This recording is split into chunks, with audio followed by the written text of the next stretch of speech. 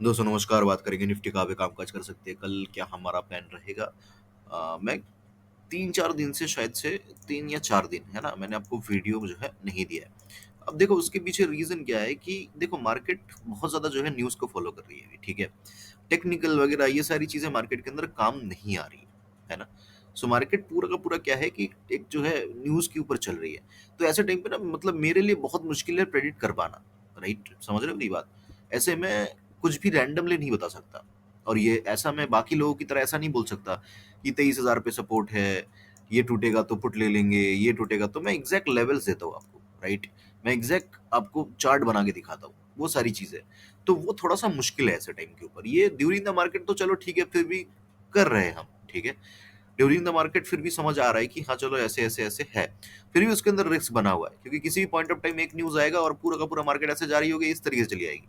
तो काफी सारे रिस्क फैक्टर मार्केट के अंदर है, बहुत ज्यादा न्यूज मार्केट के अंदर है। तो ऐसे टाइम पे मार्केट को प्रेडिक्ट कर पाना मुश्किल होता है, और ऐसे टाइम्स मार्केट के अंदर आते हैं। मार्केट ऐसे हमारे हिसाब से ऐसे इस तरीके से हायर हाई और हायर लो या फिर लोअर लो और लोअर हाइज बनाता हुआ जिंदगी भर नहीं गिरता या नहीं चढ़ता है ना। ऐसे टाइम्स आते हैं जिनके अंदर बहुत डिफिकल्ट हो जाता है चीजें। जैसे हमारा लाइफ है, थोड़ा ऊपर थोड़ा नीचे, थोड़ा ऊपर थोड़ा नीचे, इस तरीके से वैसे ही मार्केट भी वैसा ही है ना। तो इसीलिए थोड़ा सा मुश्किल है। जिस दिन समझ आ रहा है ठीक है, जिस दिन नहीं समझ आ रहा है उस दिन मतलब बेकार में कोई फालतू का वीडियो बना के आपका टाइम वेस्ट करने का कोई सेंस नहीं बनता है वहां पे। ठीक है, बात कर लेते हैं क्या हो सकता है कल। एक बार 15 मिनट के टाइम फ्रेम में चलते हैं। देखो मार्केट के अंदर एक चैनल था जो मैंने बना के दिया था, उसका ब्रेकआउट आया, बट वो ब्रेकआउट मुझे कहीं ना कहीं सस्टेन होता हुआ नजर तो नहीं आ रहा है, ठीक है। ये देखो, ये ब्रेकआउट होता हुआ नजर आ रहा होगा आपको, राइट। बट ये जो ब्रेकआउट है ये कहीं ना कहीं एक्सपायरी का मूव ज्यादा लग रहा है, ठीक है। अगर एक्सपायरी का मूव है तो इसका मतलब ये है कि मार्केट को फिर से जो है इसके अंदर आना पड़ेगा, और मार्केट जो है नीचे की तरफ आता हुआ हमें नजर आ रहा है। और ये जो आज का हाई है, ये कहीं ना कहीं हो सकता है कि मतलब कुछ दिनों के लिए ये हाई ही हाई बना रहे हैं। समझ लो मेरी बात, ये हाई ही हाई बना रहे हैं, ऐसे चांसेस लग रहे हैं मार्केट के अंदर। मेरा सिंपल सा सिनेरियो है, ये जो पॉइंट है जिसको आज ब्रेकआउट किया मार्केट ने, राइट, इसके नीचे ही मैं पुट के लिए इंटरेस्टेड हूँ। जैसे ही मार्केट इसके नीचे आएगी मैं पुट के लिए इंटरेस्टेड हूँ। मार्केट के अंदर काफी अच्छे टारगेट्स इनकी सी पॉइंट के आसपास 700 तक के टारगेट्स फिर से देखे जा सकते हैं।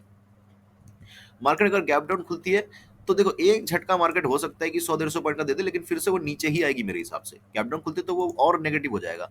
तो ये पॉइंट जो है कहीं ना कहीं फिर 23,000 का पॉइंट जो है, या 22,950 900 का लेवल जो है फिर एक रेजिस्टेंस बन जाएगा। तो वो एक झटका लेगी 5-10 मिनट के अंदर, फिर जो है इस तरीके से नीचे गिर जाएगी। तो मैं उसी चांस के ऊपर मतलब एक अप में जो है मैं सेल करना चाहूंगा, या मार्केट खुलते ही गिरने लगती है मैं पहला कैंडल देखूंगा उसके लो के नीचे मैं जो है क्या करूंगा, उसके लो के नीचे मैं सेल करना पसंद करूंगा in case of gap down. अब बात कर लेते हैं फ्लैट खुल के मार्केट ऊपर चलने लगती है या मार्केट खुली जाती है गैप अप। देखो मार्केट का फ्लैट खुल के ऊपर चलने लगती है तो फिर तो थोड़ी सी उम्मीद है मार्केट से, है ना। तो फिर थोड़ी सी उम्मीद है। फिर जो है ये हाई, एक लेवल मैंने निकाला था 23,162 का, ठीक है। ये आज ऑलमोस्ट यही हाई आई, मतलब आज एक्सपेक्टेशंस थी मेरी 162 का हाई लगेगा, और मैं देखूं तो कितना हाई लगा, 152 का लगा है। कैसे मैंने निकाला ये भी मैं दिखा देता हूँ। ये देखो, ये लो लिया मैंने और ये हाई लिया, ठीक है। ये हाई मैंने लिया और इसको लगा दिया मैंने यहाँ पे। तो ये मेरा टारगेट था आज के लिए, और मार्केट ऑलमोस्ट 158, या जब मैंने निकाला था तो 162 का आ रहा था, अभी 158 का आ रहा है, थोड़ा सा ऊपर नीचे हो गया होगा बट ठीक है। तो 162 का टारगेट था, वही 152 तक मार्केट आई है। तो 162 के आसपास एक रेजिस्टेंस डेफिनेटली मार्केट के ऊपर है ना। तो 162 को मार्केट ब्रेक करती है तो मार्केट के अंदर तेजी देखी जा सकती है, और वो 23,400 तक की तेजी देखी जा सकती है, ठीक है। तो 23,162 जो है एक रेजिस्टेंस रहेगा। उसके ऊपर ही मैं कॉल की तरफ इंटरेस्टेड हूँ। अगर मार्केट गैप अप खुल जाती है, मैं थोड़ा सा जो है फिर इतना इंटरेस्टेड नहीं हूँ गैप अप के केस में, समझ रहे हो। क्योंकि मार्केट फिर थोड़ा सा प्रॉब्लमेटिक हो जाएगी, क्योंकि फिर चलो मान लिया कि ऊपर चलने भी लगी, फिर एकदम से नीचे आ सकती है ना। तो गैप अप नहीं होना चाहिए। फ्लैट खुले मार्केट फिर ऊपर चलने लगे, ठीक है। गैप अप के केस में मैं मार्केट को लगभग लगभग 10 बजे तक, ठीक है, लगभग लगभग 10 बजे तक मैं मार्केट को छोड़ दूंगा, कोई ट्रेड नहीं करूंगा।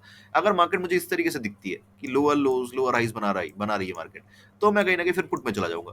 अगर मार्केट ऊपर खुल के ऊपर ही चल रही है, हायर हायर लो बना रही है, तो मैं कहीं ना कहीं क्या करूंगा, कॉल के अंदर यहाँ पे बैठ जाऊंगा। और अगर मार्केट कुछ नहीं कर रही, बीच में खड़ी हुई है, तो मैं हाई लो मार्क कर लूंगा। अगर लो ब्रेक होता है तो पुट ले लूंगा, कॉल ऊपर हाई ब्रेक होता है तो मैं कॉल ले लूंगा। सो ये ओवरऑल एनालिसिस रहेगी कल के लिए। आई होप कि वीडियो आपको अच्छा लगा हो। अच्छा लगा लाइक कर देना, कमेंट कर देना। मुझे सुनने के लिए आपका बहुत बहुत धन्यवाद।